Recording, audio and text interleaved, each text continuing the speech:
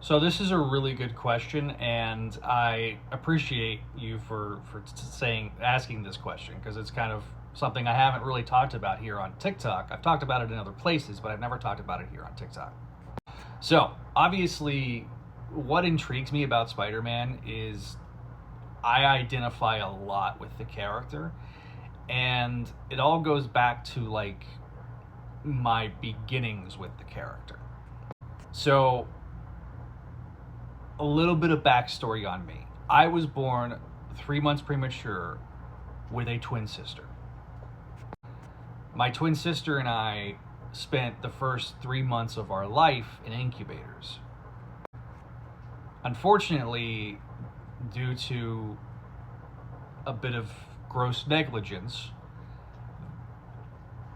my sister was left out of the incubator for an extended period of time. I can go into that story in a different video because obviously that's a long story. Unfortunately, she is no longer with us. So a little bit of backstory with Spider-Man.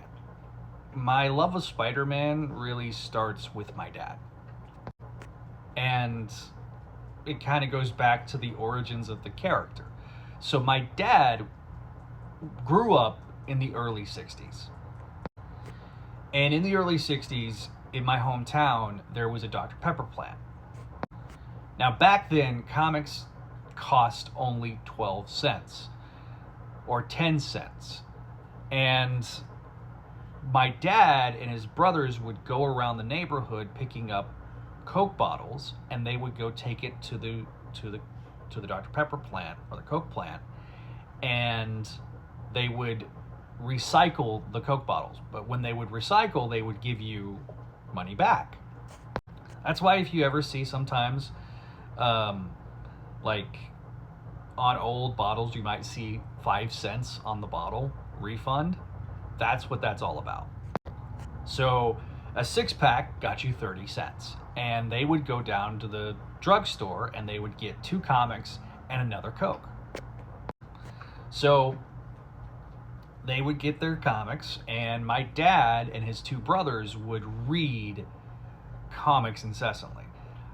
I have told them how much those comics are worth today, and they get a little green in the gills, so to speak, because if they had kept up and maintained those as a collection together, those comics would be worth a lot of money today.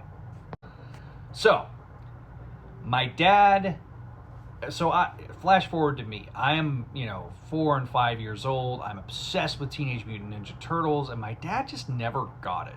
I mean, he fostered it, he encouraged it, but he just couldn't identify it with it. And even though I was a big Batman fan as well, because that was around the time of the Tim Burton films, in particular, and the animated series, my dad, helped foster that as well.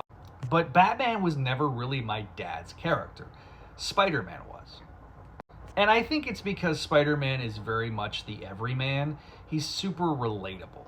He doesn't have $1 billion to go get all his toys and gadgets. He is not invulnerable and can fly like Superman.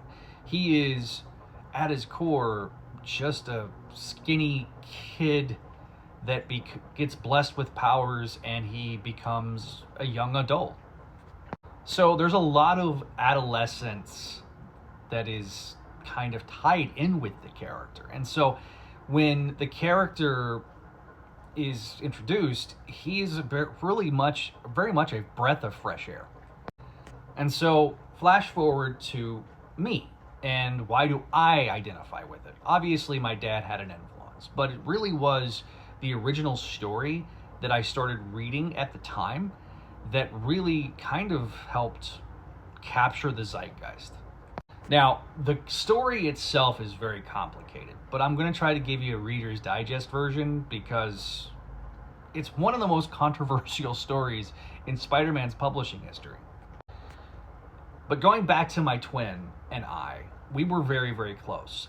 But my sister, because of being left out of the incubator, she developed cerebral palsy.